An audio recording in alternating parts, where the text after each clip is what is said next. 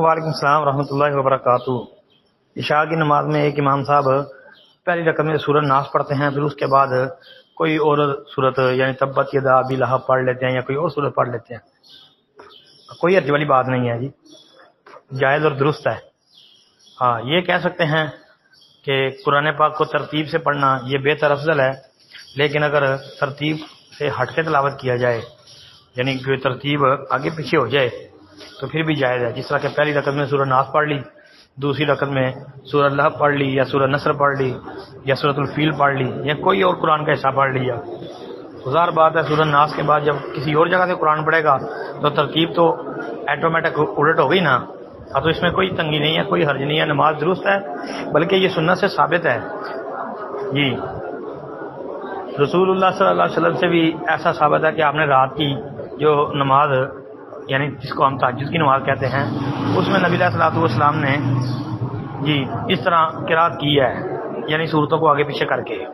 اسی طرح صحیح بخاری وغیرہ کے اندر حضرت عمر رضی اللہ تعالیٰ عنہ سے بھی یہ آتا ہے کہ حضرت عمر رضی اللہ عنہ نے نماز کے اندر جی پہلی رکعت کے اندر سورہ بنی اسرائیل کی تلاوت کی، پھر دوسری رکعت میں جو ہے وہ غالباً سورہ یوسف کی تلاوت فرمائی۔ ترتیب جو ہے نا وہ آگے پیچھے ہو جاتی ہے، اس میں کوئی تنگی والی بات نہیں ہے، یہ جائز اور درست ہے۔ پھر اس روایت کو بھی سامنے رکھ لینا کہ جس میں آتا ہے کہ نبی صلی اللہ علیہ وسلم کے صحابہ ایک سفر میں تھے، تو سفر کا امیر جو ہے وہ جب بھی نماز میں قرات کرتا تھا، جہر نماز پڑھاتا تھا تو قرات کرتا تو اپنی قرات والی نماز جو ہے اس میں جہاں سے قرآن پڑھتا پھر قل هو اللہ پڑھتا۔ تو یہ بھی ہمیں بتاتی ہے کہ ترتیب ضروری نہیں ہے۔ اب دیکھیں نا، ایک بندہ ہے، اس نے 29ویں پارے میں سے پہلی رکعت میں سے پڑھا، پھر 29ویں پارے میں سے کوئی قرآن کا حصہ پڑھ کے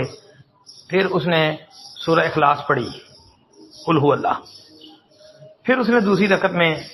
29ویں پارے میں سے ہی یا 30ویں پارے کے شروع والے حصے میں اما یتساءلون سے سورۃ النبا سے لے کر سورہ اخلاص سے پہلے پہلے جو ہے وہ کسی جگہ سے قرآن پڑھا، پھر اس نے سورۃ جو ہے اخلاص پڑھ لی، اب تو ترتیب تو یہاں بھی نہیں رہی، تو اس لیے اس میں کوئی حرج والی بات نہیں ہے۔ ترتیب قائم نہ بھی رہے نا قرات میں، قرات کرتے ہوئے، تو کوئی حرج والی بات نہیں ہے، ایسا سنت سے ثابت ہے اور ایسے نماز میں کوئی خلل واقع نہیں ہوتا، جائز اور درست ہے۔ السلام علیکم ورحمۃ اللہ۔